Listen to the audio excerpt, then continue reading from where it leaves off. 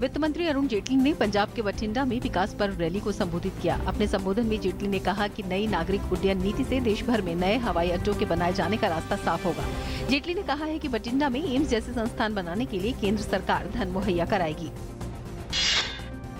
भारत की परमाणु आपूर्तिकर्ता समूह एनएसजी की सदस्यता के समर्थन को लेकर विदेश सचिव एस जयशंकर ने चीन का दौरा किया। एनएसजी की सदस्यता के लिए समर्थन जुटाने के वास्ते जयशंकर ने 16 और 17 जून को 2 दिवसीय बीजिंग की यात्रा की। इस दौरान द्विपक्षीय बातचीत में एनएसजी में सदस्यता समेत सभी महत्वपूर्ण मुद्दों पर बातचीत हुई। दिव्यांगों की शिक्षा पर असम सरकार का बड़ा फैसला। अब असम सरकार 9वीं से आगे दिव्यांग छात्रों को फ्री शिक्षा मुहैया कराएगी। इसके तहत जो दिव्यांग बच्चे प्रवेश ले चुके हैं उनकी फीस की धनराशि वापस की जाएगी। असम के शिक्षा मंत्री डॉक्टर हिमंत बिस्व शर्मा ने आज एक संवाददाता सम्मेलन को संबोधित कर ये जानकारी दी। महाराष्ट्र के गढ़चिरौली में आज पुलिस और नक्सलियों के बीच मुठभेड़ में 3 नक्सली मारे गए नक्सलियों के पास से AK-47 और SLR समेत भारी मात्रा में हथियार बरामद किए गए हैं। 21 जून को अंतर्राष्ट्रीय योग दिवस के लिए तैयारियां पूरी हो चुकी हैं। राजधानी दिल्ली के इंडिया गेट पर आज अंतर्राष्ट्रीय योग दिवस समारोह का मेगा रिहर्सल किया जा रहा है। इसमें करीब 12,000 लोगों के शामिल होने की उम्मीद है, जिनमें कई स्कूलों के छात्र, NCC कैडेट्स भी शामिल होंगे। केंद्र सरकार अंतर्राष्ट्रीय योग दिवस को सफल बनाने के लिए पूरी तरह तैयार है। केंद्रीय मंत्री डॉक्टर जितेंद्र सिंह ने अंतर्राष्ट्रीय योग दिवस पर केंद्र सरकार की तैयारियों का जिक्र करते हुए कहा कि करीब 1 लाख से अधिक स्थानों पर अंतर्राष्ट्रीय योग दिवस का कार्यक्रम आयोजित किया जाएगा। उन्होंने कहा कि सरकार 10 जगहों पर क्षेत्रीय स्तर पर योग कार्यक्रम का आयोजन करेगी, जिसमें इम्फाल, वाराणसी, लखनऊ, जम्मू, शिमला, होशियारपुर, विजयवाड़ा, बेंगलुरु और बड़ौदा शामिल हैं। सरकार ने स्पष्ट किया है कि 10 करोड़ आयकर दाता बनाने का कोई लक्ष्य निर्धारित नहीं किया गया है। प्रधानमंत्री ने कर अधिकारियों से कर नहीं चुकाने वाले लोगों के खिलाफ कार्रवाई करने को कहा है, जिससे कि करदाताओं की संख्या कम से कम 10 करोड़ तक बढ़ाई जा सके। भारतीय अंतरिक्ष अनुसंधान संगठन 22 जून को आंध्र प्रदेश में श्रीहरिकोटा स्थित सतीश धवन अंतरिक्ष केंद्र से एक मिशन के तहत रिकॉर्ड 20 उपग्रहों का प्रक्षेपण करेगा।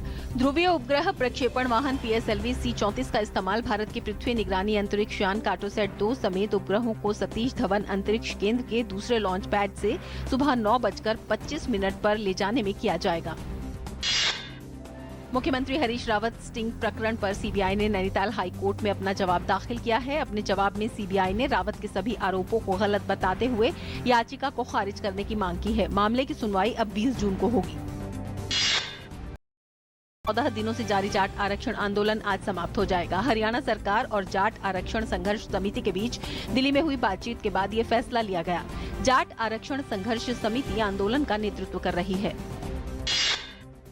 बहुजन समाज पार्टी अध्यक्ष मायावती ने आज दावा किया कि उत्तर प्रदेश की समाजवादी पार्टी सरकार की गलत नीतियों की वजह से सूबे के हर क्षेत्र से पलायन हुआ है।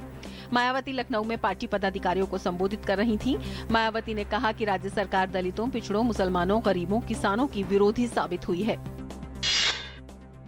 भारत में पोलियो का एक मामला सामने आने के बीच अंतर्राष्ट्रीय स्वास्थ्य संगठन ने कहा कि भारत सहित दक्षिण पूर्व एशिया के पोलियो मुक्त दर्जा को कोई खतरा नहीं है और कहीं इस बीमारी का मिलना कोई असामान्य नहीं है। विश्व स्वास्थ्य संगठन के अनुसार पश्चिम बंगाल में जनवरी 2011 में अंतिम बार एक बच्चे में पोलियो का वायरस मिला था, जिसके बाद अब तक इस तरह का कोई मामला सामने नहीं आया है।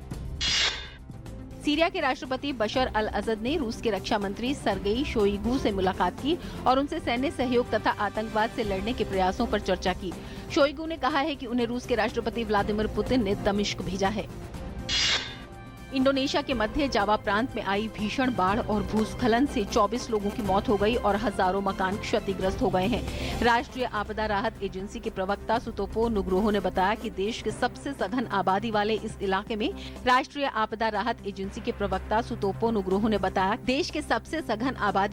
इलाके में रात भर हुई बारिश से आई बाढ़ और भूस्खलन के कारण 24 लोगों की मौत हो गई है और हजारों मकान क्षतिग्रस्त हो गए हैं।